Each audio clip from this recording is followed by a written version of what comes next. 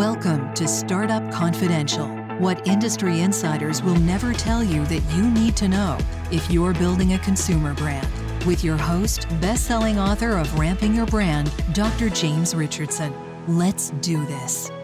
Welcome to episode 125, Quant-Curious Founders Win. Why do some investment firms just seem to have a killer portfolio of mostly winners?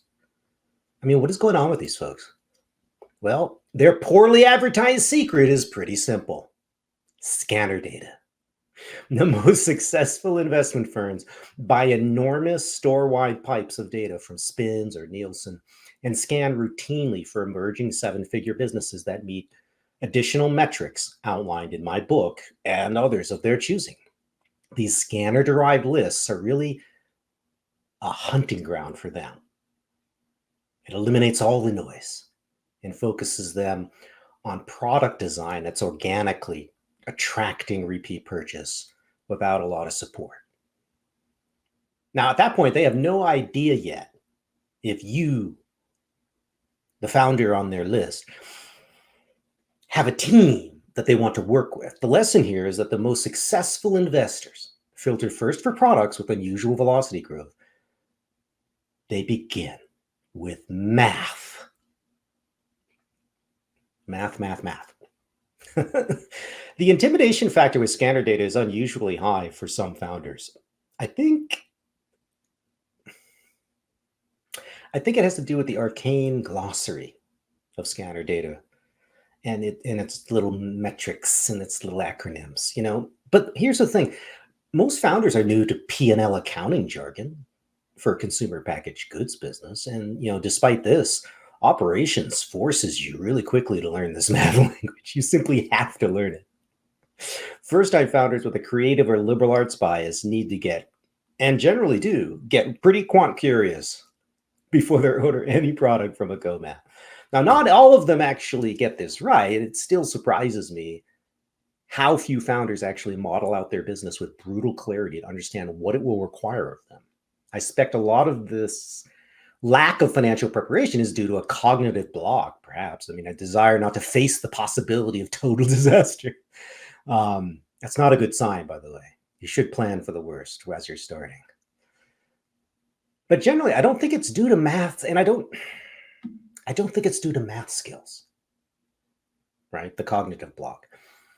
I don't think so, because there's so little advanced math necessary to do financial projection.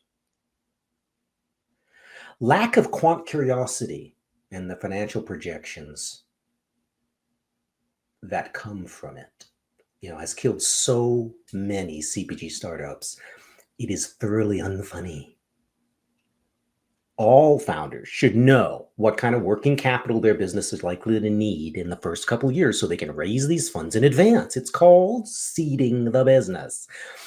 And you must be curious enough about working capital and cash burn requirements if you want to up your odds of surviving long enough in the market to iterate. This is the first kind of quant curiosity you must display. Deep financial curiosity in the mechanics of your business. Too many founders in the 2010s got going via cheap personal debt without detailed financial planning, and then started reacting to things like, oh shit, what are these deductions? Or I didn't realize I would need to store product after the co-man produced it. Or if I don't get paid by the distributor for 120 days, how much do I need to keep things going beforehand?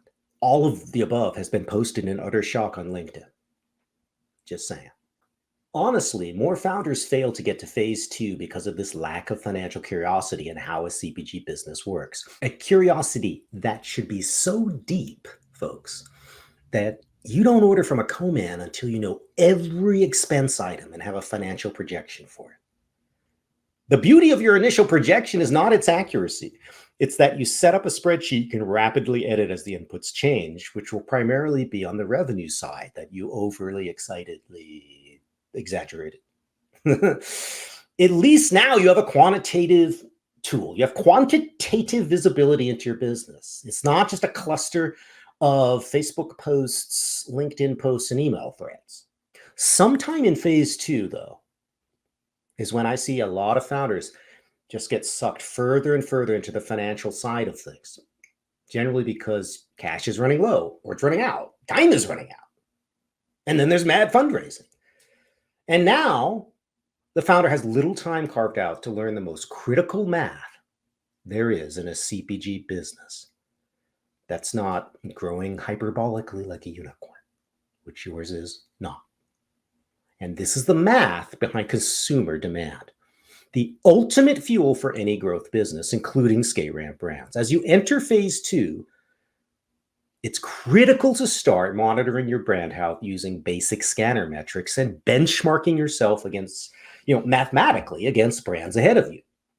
Obtaining scanner data is not a cheap thing to do, which is why investment firms and large brokerages truly do have the eagle eye advantage over every other, stakeholder, including me. But there are ways to obtain one-off snapshots that people don't readily know exist before you invest in what they really want to sell you, which is ongoing syndicated access on an annual basis. I talk about how to order these more inexpensive investments in snapshot investments in data in my online course, Scrappy POS Data Analytics for Founders. Normally, early stage retail heavy brands invest in scanner data access because A, they have a ton of seed money, or B, because sales leaders have come in and now demanded to do their work and provide professional selling stories to their buyers. But my recommendation is that founders budget for this data in historical category level snapshot form as soon as they cross the $1 million trailing retail sales threshold.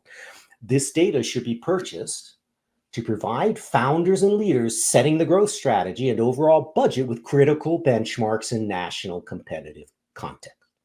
So here's some examples of the questions this kind of snapshot report should be able to answer.